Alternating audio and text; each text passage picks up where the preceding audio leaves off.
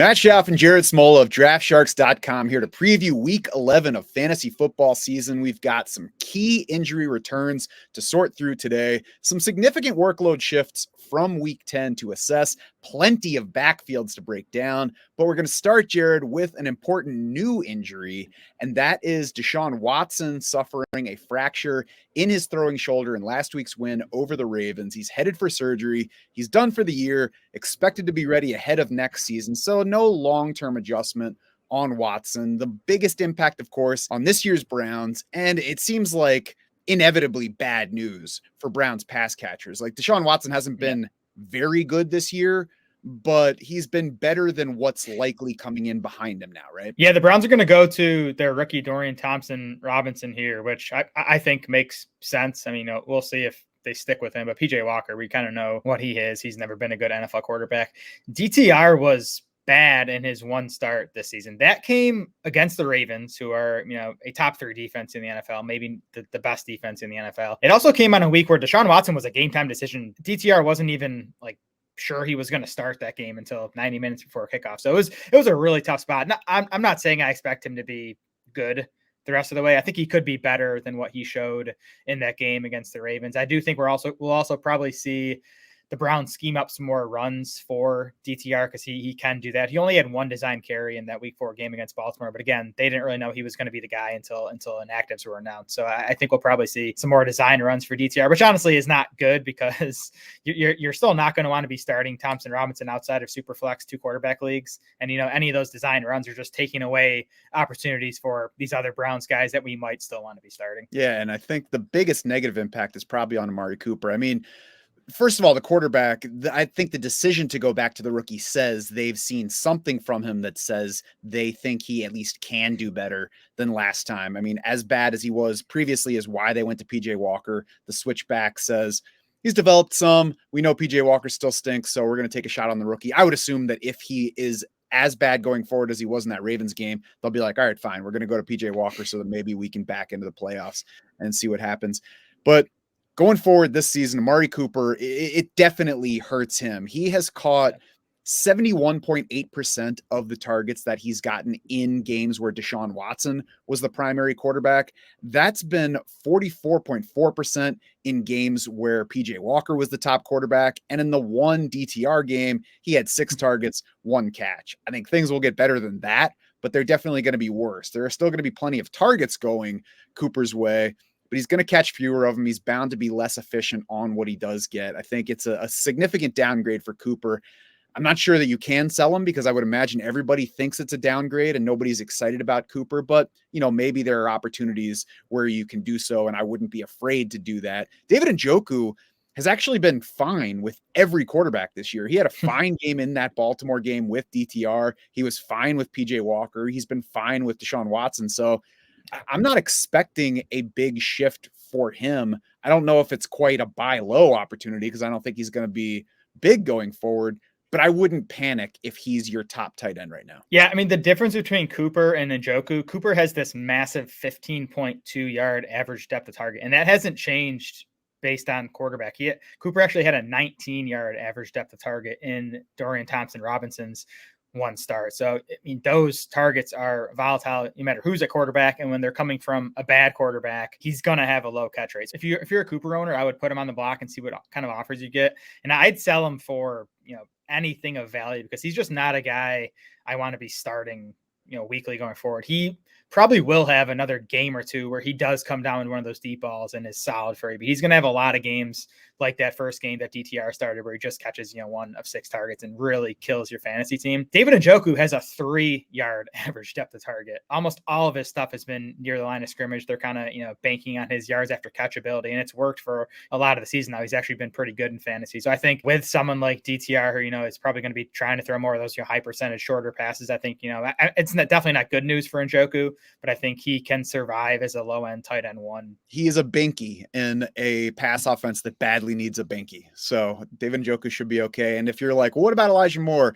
Stop it. I mean, Elijah Moore hasn't helped us with any quarterback this year. You can drop him. I don't care. I'm not at all interested in Elijah Moore the rest of the season. The backfield, I think we probably get a bit more of a rush lean overall for this Cleveland offense with the rookie quarterback in there. We also might get less running back receiving. We probably get an overall offensive downgrade. So I think overall it's probably a wash in impact with a slight downgrade because, we can't expect the Browns to score or move the ball as efficiently with a day 3 rookie quarterback as with the guy that they guaranteed $250 million. Yeah, that's how I have it. A slight net negative for Jerome Ford. The Browns had already been a run-leaning offense, even with Watson under center. I do think they lean more towards the run, but there's only so far they can go. They do still have this awesome defense. So even with a bad quarterback, they can stay in games and lean on the run.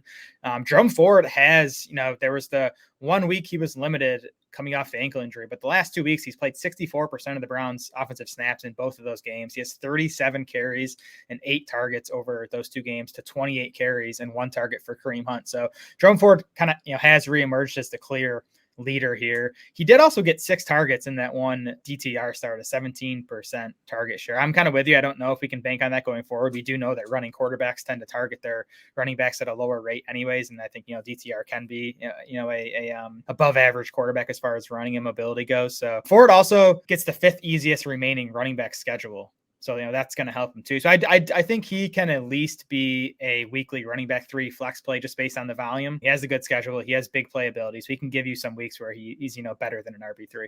Yeah, I wouldn't panic. I think he's probably around RB 24 through 27 through the rest of the season. And then we'll see what the matchups do. We'll see exactly what the workload looks like. If you follow the free Shark Bites section on draftsharks.com, you already got a pretty thorough breakdown of the impact right after this Deshaun Watson news dropped. And then again, after we heard that Dorian Thompson-Robinson was going to be the starter instead of PJ Walker. You can find quick hit fantasy news anywhere on the web at this point. If you want immediate breakdowns, though, of the fantasy impact, the other players affected beyond the main guy in the news, and really exactly what has changed in our rankings as a result, got to go to Shark Bites. Check them out. They're free. You can read them whenever you want, and you can read them in the app if that's what you like to do. David Montgomery versus Jahmyr Gibbs. Jared, we got David Montgomery back. What do we make of that first game of the way that they coexisted against the Chargers last week? Yeah, it was a major shift in the Lions backfield coming out of the bye week in Montgomery's first game back. After Jahmyr Gibbs had a couple of really strong performances, you basically had Gibbs and Montgomery just rotating series, with the exception of, Gibbs subbing in for Montgomery in most of the obvious passing situations. Gibbs had a 63% route rate for the game. David Montgomery was at 31%, and Gibbs out-targeted Montgomery 5-0. The carries were basically split down the middle, 14 carries for Gibbs, 12 to Montgomery. I think we can, kind of expect that to continue going forward. The other big change, though, is that Gibbs was not subbed out near the goal line. If it was his drive and they got, inside the 10, inside the 5, Gibbs stayed in there. Gibbs actually ended up getting 5 opportunities. I think it was 4 carries and 1 target inside the Chargers 5-yard line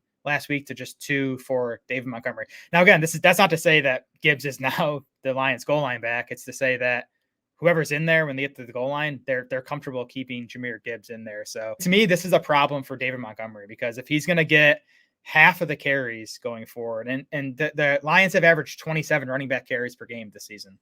So if Montgomery's getting half of those, you're talking 13, 14, somewhere around there carries per game. If he's going to get, that many carries per game and basically nothing in the passing game, David Montgomery has 3 total targets in 4 games with a healthy Jahmyr Gibbs. So you're talking, 13, 14 carries per game with very little action in the passing game. You're really going to need Montgomery to score, score a touchdown to help you in fantasy most weeks. Now, I think he's a really strong bet to score in most games because this Lions offense is awesome. The schedule is good the rest of the way for the Lions running backs. They have the 7th easiest remaining running back schedule. So I think, that's if you read our latest trade target article, we with a hold for Montgomery, not a sell because of that schedule, because of this offense. But I am concerned about his weekly consistency if we expect this usage to continue. And I do, just because Gibbs has been so good lately. To be fair, I think we're concerned about the weekly consistency of most running backs at this point. So, it hurts them versus previous. But I agree. We should expect a split going forward. And we kind of expected that was going to end up being the case heading into this game because Gibbs has looked very good while Montgomery was out. There's no reason to marginalize him just because Montgomery is back. I do also think that we need to see a little bit more before we can fully judge this, because there were some specifics from this game that made the carries and playing time come out the way that they did. As you mentioned, they were alternating drives. One of David Montgomery's drives was only his 75-yard touchdown run. So that obviously cuts down on his playing time and his carries right there, because the next drive, it was Gibbs's turn. Another Montgomery drive finished with, on consecutive plays, a 33-yard pass to Amon-Ra St. Brown, and then a 20-yard touchdown pass to Amon-Ra St. Brown. So that's half the field on the final two plays right there. That cuts down playing time and potential opportunities for Montgomery. His last possession was the game ender, which ran into the 2-minute drill. And when it got to 2 minutes, the Lions were at 2nd and 11. So they brought in Gibbs. They threw the ball in 3 straight plays. They got the first down to ice the game. Montgomery also had 2 unsuccessful shots from the 1-yard line in the second quarter. So he was very close to having 2 touchdowns in this game. Again, he could have had a lot more carries if any one of those drives had gone differently. So I think we're looking at a split. I think it's worse for Montgomery than it was before he was injured, but he's also in one of the very best offenses in the league to have a split like this. I think there will be plenty of scoring chances for him, and their schedule the rest of the way, I think they're probably going to be favored in every single game except for week 17 at Dallas, if we're looking at the fantasy schedule. So I think he's going to be as good a bet for a touchdown as pretty much any other running back in the league going forward. You know, I would say don't expect as much as he was getting before the injury for Montgomery, but you should still have a guy who's fine for your fantasy team going forward. I think Montgomery's basically going to be in the role that Jamal Williams was in for much of last season, when DeAndre Swift was healthy. And of course, Jamal Williams was an awesome fantasy asset because he scored 8 billion touchdowns last season. Maybe Montgomery does, still score 8 touchdowns the rest of the season. It's definitely possible. That's why he's a hold for me. I think he's still going to be, a nice RB2 a lot of weeks. Just the floor is lower because I don't think he's going to rack up a ton of yards again because he's splitting carries and because he's not going to do much in the passing game. Yeah, I think we've got a better Jamal Williams now and a better DeAndre Swift. I think that's what Detroit was hoping to do with both of these imports in the offseason. Speaking of imports, Atlanta's biggest import was Bijan Robinson in the offseason. Jared, we've all been waiting for Atlanta to fix, sorry if that's toxic, to fix Bijan Robinson's usage.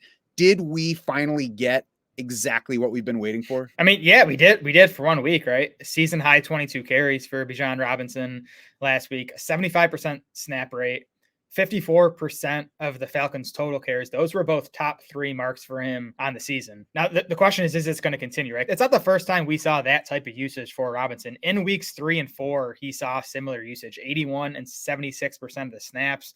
In those games, he was at 50% of the rush attempts in week 3, 64% in week 4. But then we got 5 straight games with him failing to reach 50% of the Falcons' carries. So I'm not ready to call this a trend and that Robinson's going to remain in this role. Now, if he does, he's a top 5 running back the rest of the way. So, that's the upside. But I honestly think it's more likely that this is just a 1-game blip and that, Arthur Smith goes back to, making a game plan dependent, game script dependent, where, some weeks we're going to kind of be frustrated by Bijan's usage. So, to me, he's a hold for me. I wouldn't go out and, buy him, assuming that he's going to get that workload the rest of the way. But, he's been a fine, higher end RB2, even with the underwhelming usage. So I think, that's kind of the floor at this point. If he does get that workhorse usage going forward, he can definitely be a league winner, really. I think the only way to make sure that you're wrong about this is to be sure in one direction or the other, because none of us knows. I mean, Bijan Robinson should be getting more touches on a regular basis. Drake London should be getting more targets on a regular basis. Kyle Pitts should be getting more targets on a regular basis. Not all of these things are going to happen. We'll see exactly what does happen going forward. If you've got Bijan Robinson, I think you'd be happy with that one, and you hope that he can be more valuable for you the rest of the way than he has been to this point. I wouldn't sell him off of this usage. I don't think it's a sell high, but I also would not consider him untouchable on a redraft roster. If somebody makes an offer to me that indicates they're sure that Bijan Robinson turned the corner and he's going to be a workhorse going forward, I'm certainly okay with selling in that kind of case. So just make sure that you're not too sure in any direction on Bijan's usage. Yeah, well, I would sell Bijan Robinson for Jonathan Taylor if you could get that trade, who's the next guy we're going to talk about here. To me right now is the best buy in fantasy football. I think the fact that he wasn't super productive in that game in Germany against the Patriots kind of gives you one last chance to buy Jonathan Taylor. He's now on a bye week, which I think helps that potentially you can pry him away from his owner. But anyway, we've seen JT's usage just really trend up pretty steadily since he debuted.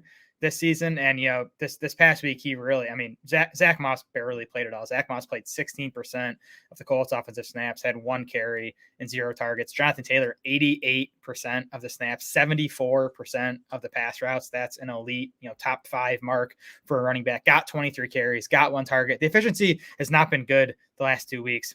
I am confident that's going to rebound because this Colts running game in general has been good this season. I think Jonathan Taylor is a good runner. So if you're getting that type of workload from a super talented player, I think Jonathan Taylor can be a top 5, top 3 running back, from week 12 on. And I think you could still get him for, maybe more like a low end RB1 price tag in a trade right now.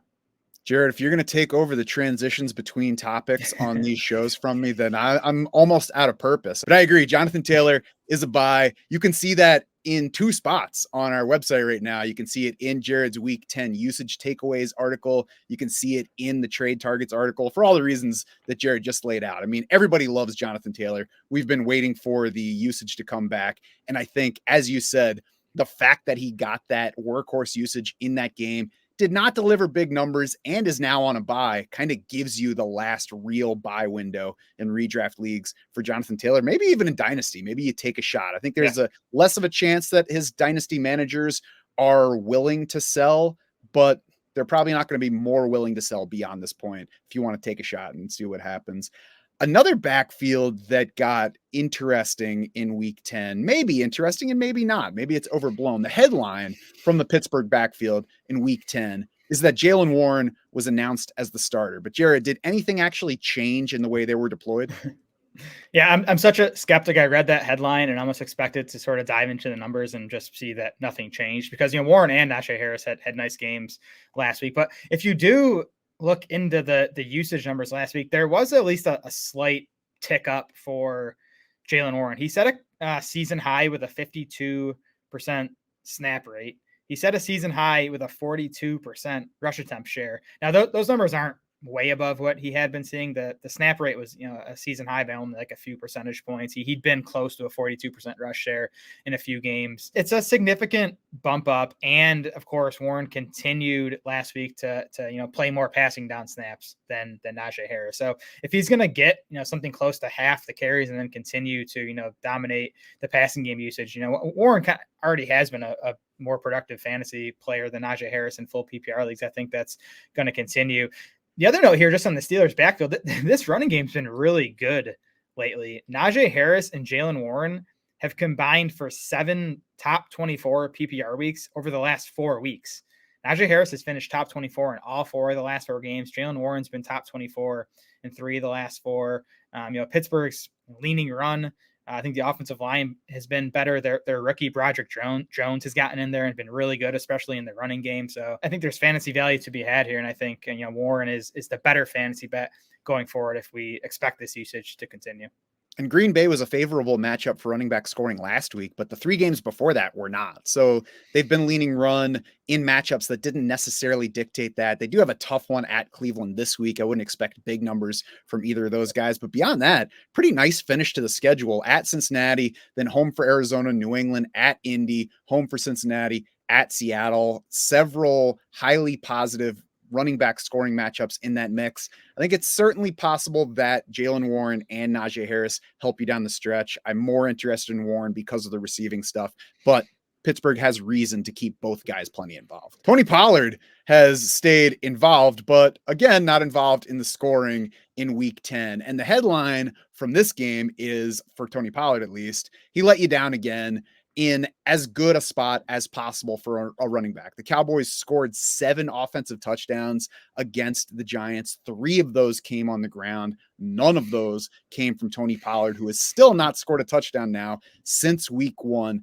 Tony Pollard's an unequivocal bust versus his draft position, Jared, but I think you have to go deeper than Tony Pollard let us down again. He sucks versus my 2nd round draft pick to actually get any takeaways from this game. So what do you got? Yeah, there are obviously real problems here. The efficiency has been bad all season, and you really can't expect that to improve at this point. Even the volume it's been like fine. We'll take it. It's fantasy starter level volume. But, since there was a couple games early in the year where they really, gave Pollard 20, 30 total opportunities, Over the last 6 games, Pollard has topped 17 opportunities. That's carries plus targets just once, just one of his last 6 games. So he's kind of back to that, 15, 16, 17, kind of touch territory, which again is fine. It's the lack of touchdowns that I still expect to rebound. I mean, it's really crazy how I'm going to call it mostly unlucky Pollard has been. You can pin the blame on him to some extent. If you're not making guys miss and you're not breaking tackles, like, you're not going to score as many touchdowns. But just the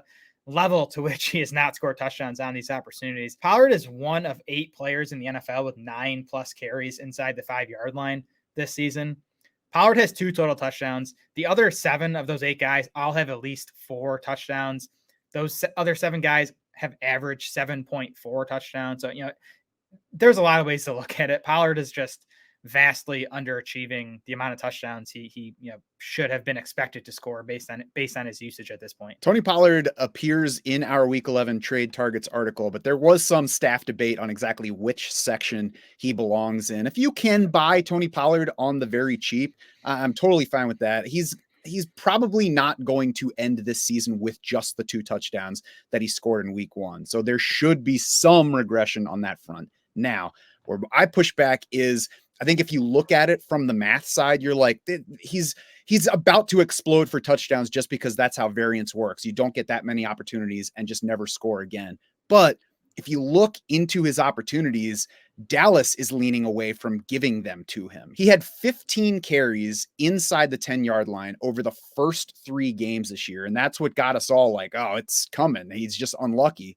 Since then, he has 6 total carries in that range for an offense that has gotten much better than it was earlier in the season. 3 of those 6 in the past 6 games came Sunday against the Giants. So he was definitely unlucky there. He had 3 chances from the 4-yard line and closer. He gained yardage on all 3 of those and yet did not get into the end zone with any of them. That's bad luck. I don't think that Dallas is going to keep giving him 3 chances from in there the rest of the season, though. I think we're much more likely to see a lot more games like the 5 in between where he had 1 or 0. Dallas is throwing the ball. Dallas is going to other guys.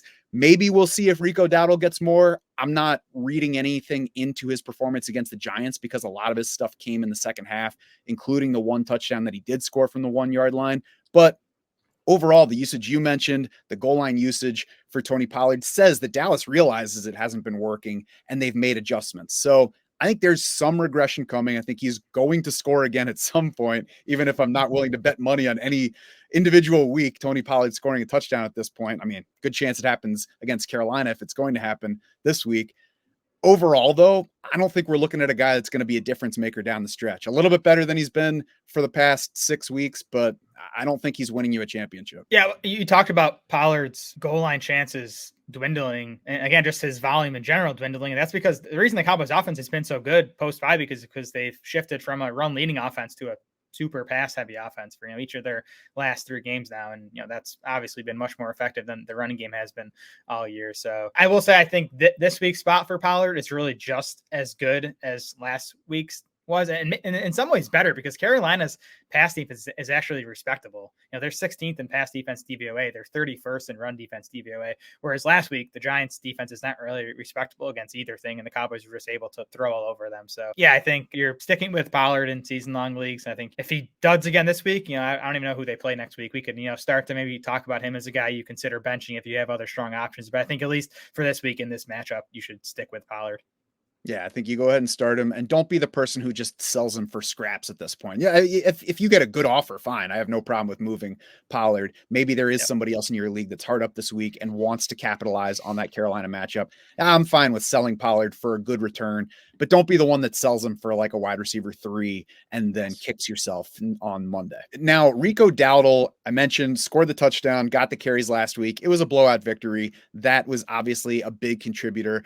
If you want to pick him up, fine. I think he's like not even quite a Ty Chandler pickup from last week level of pickup. I don't expect that we'll get useful fantasy weeks from Rico Dowdle going forward with a healthy Tony Pollard, but he's the number 2. Maybe he works in a little bit more, and he's ultimately a handcuff. So I think he's okay to add. Yeah, awesome handcuff. And yeah, I mean, if he's going to get, 6, 7, 8 touches per game, he's someone you can use in an emergency. I was actually deciding, we didn't get to talk about Michael Carter on Tuesday's show because that whole move happened after the show. But I think to me, Michael Carter versus Rico Dowdle was kind of a tough call on waiver wires last night. I mean, Dowdle's obviously in the much better offense, but I mean, Carter is, one James Conner injury away from being the lead back in what I think is going to be a pretty decent Cardinals offense the rest of the way. So I think Dowdle and Carter should both be rostered in, fantasy leagues of 12 plus teams at this point.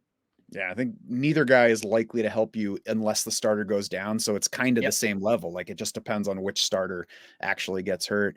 I mentioned Ty Chandler. He's next up on our list. And Jared, he was a pickup last week because Cam Akers went down and Ty Chandler was the next guy up. And then Alexander Mattison got out of the way, sustained a concussion. So he's almost definitely out for this week. So the question I think with Ty Chandler is, how high do we put him among the starter ranks for week 11? Yeah, I mean, we have him, RB 22, RB 23, somewhere in there. So like he's definitely not a must start, but he's definitely someone who I think a lot of teams he's going to be, your RB2, RB3 flex type play this week. And to me, it's the matchup mostly, and the fact that I do feel pretty confident he's going to get most of the work. And the reason I feel confident he's going to get most of the work is that we talked about on Tuesday's waiver wire show that Chandler was mixing in alongside Mattison even before Mattison left that game with a concussion. So it wasn't like the Vikings, just kind of were forced to go to Chandler last week after Mattison exited with his concussion. That has me feeling pretty confident that you're going to get, 15 or so touches out of Chandler on Sunday night. And I think that he belongs in that area right around the bottom of RB2 territory. He's RB24 in our PPR rankings right now. I think he's a Chuba Hubbard level play, a Devin Singletary level play, and I would consider Ty Chandler not quite at the level of Devin Singletary or Deontay Foreman when they have been pressed into duty for their backfields, just because we've seen successful stretches of both NFL play and fantasy production from Devin Singletary and from Deontay Foreman. We haven't seen more than last week's game from Ty Chandler. So maybe there's a breakout type of game in there, but also maybe there's just a guy who gets 12 carries in this game and 3 targets for an offense that just leans on the passing game instead of going to Ty Chandler a lot. So I think we're in the same range. If I'm deciding between Ty Chandler and Jerome Ford, I'm going to go ahead and play Jerome Ford because we've seen more from him this week. I think I could go either way on Ty Chandler versus either of the Steelers backs, especially because of their tough matchup against Cleveland. And then Ty Chandler against Gus Edwards. Like, I understand playing Ty Chandler over Gus Edwards. I think I'm probably just going to go ahead and play the touchdown upside. And if Gus Edwards doesn't make it into the end zone in the game, I'll take my loss there. That Brown Steelers over under is down to 33 points. So I'm not super excited about anyone there. Again, I think Ford's a safer touch bet and just a better touch bet than Ty Chandler. So that's kind of what's working in his favor. I think Chandler has the better matchup. I'd lean Chandler over Ford and the Steelers strategy just because I think that game's going to be super ugly. You mentioned Devin Singletary. The reason to me he's a pretty easy start over Chandler if you were making that decision is just that we've seen Singletary dominate snaps and touches the last 2 weeks. So we can just feel much, much safer about his role than Ty Chandler's, and Singletary's matchup is, nearly as good as Chandler's is. Yeah, and that was my point with bringing up Singletary, not even to necessarily pit them against each other in lineup decisions this week, but, somebody who's suddenly in charge of a backfield, what do you expect him to get? A couple weeks ago, we got bitten by trusting Devin Singletary a bit too much, but if you went back to him this past week, it paid off against Cincinnati. So to me, when you're deciding between a couple guys like that, if there's nothing strongly leaning in favor of the lesser known guy, it's generally a better idea to go for the guy that we have gotten more trustworthy production from.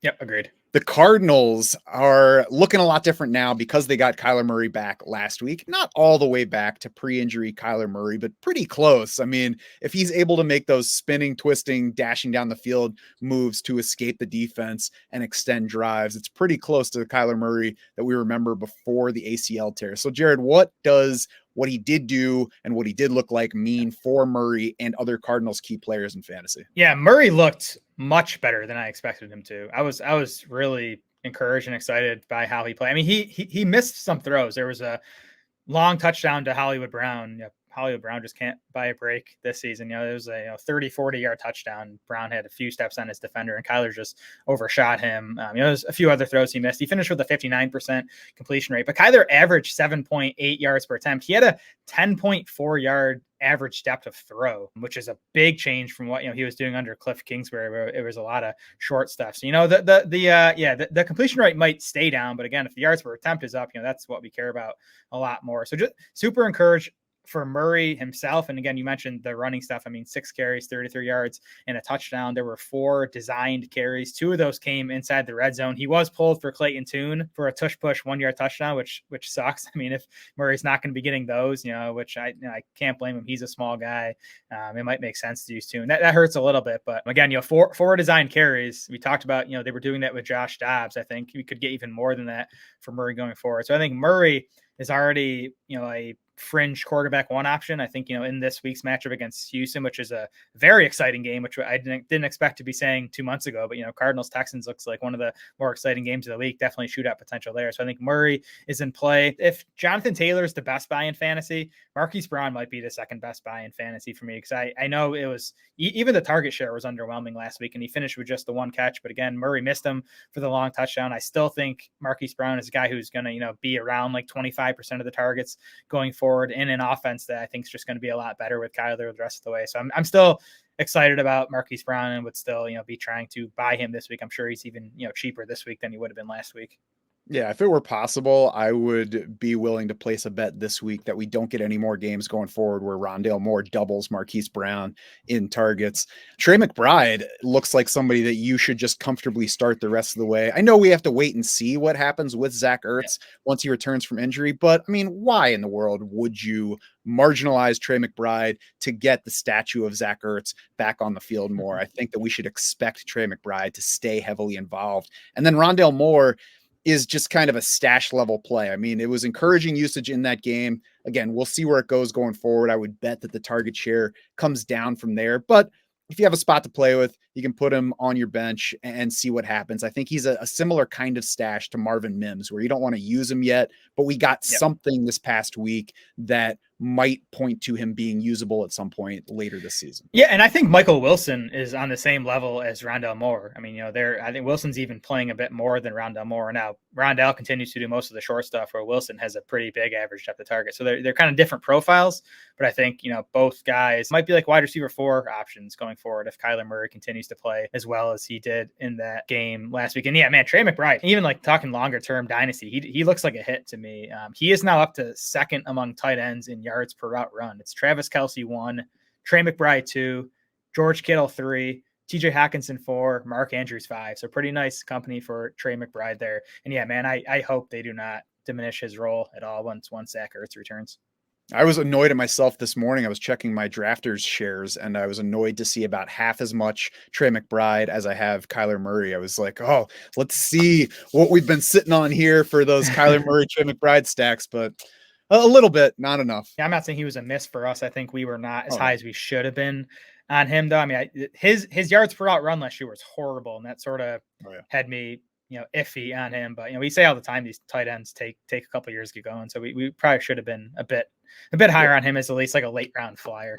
And even as a straight redraft pick, though, he hasn't been good this year because you would have had to sit on him for half the season and hope that something happens. And it took a Zach Ertz injury to put him on the field. So nobody should be kicking themselves for not drafting Trey McBride in a redraft league because he was a bad pick. But he's certainly helping you at this point, and that's the kind of stash that you put on a best ball roster as your third tight end, especially if you took the quarterback that you knew was probably going to be out for about half the season. Finally, streaming defenses for week 12. We like to look ahead in this section. And Jared, we've been looking ahead at this for past week and a half. We've mentioned Detroit. We mentioned Miami on multiple occasions. Let's hope that they are already rostered by you in your league. But if you missed out on them, if you did not have them available, I think that the best pickup at the moment is New England, which is sitting on a bye for week 11, down to 28% rostered in Yahoo and sleeper leagues.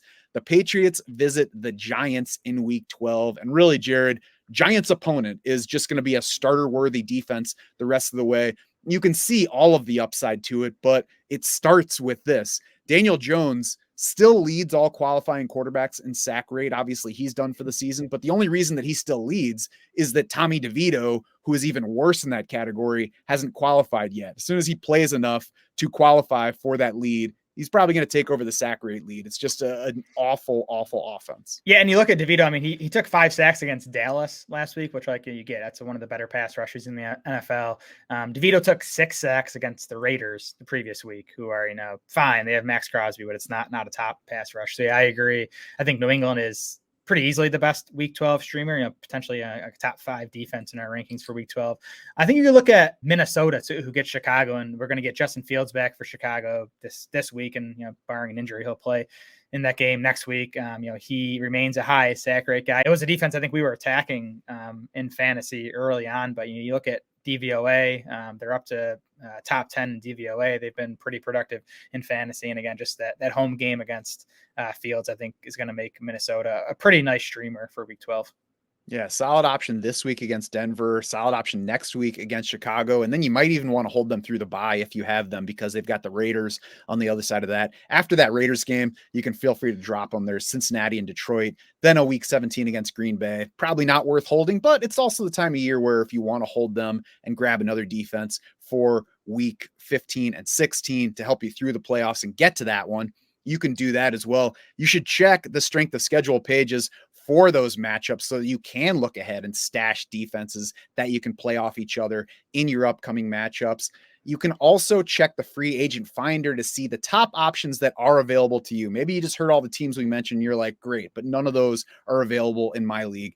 We got you. Check the free agent finder. It knows exactly who is available in your league because it's synced directly to your league. It knows your scoring. You can sort by this week's rankings. You can sort by next week's matchups to get ahead of the game. You can sort by rest of season upside if you're not looking at defense and you want to check other positions for upside stashes like some of the guys we named. And as we mentioned last week, use those strength of schedule pages to help reveal some trade targets to boost your playoff outlook. If your fantasy team is already in good shape, but could just use like that one more piece to push you over the top. Also use the updated and upgraded trade navigator to help you build those optimal trade packages and get you that championship. Join the Draft Sharks Discord. You can access the whole DS community, ask us questions, get people's opinions. We're all working together to try to sharpen all of our rosters. But as always, we do all of this because we want to help you win your season.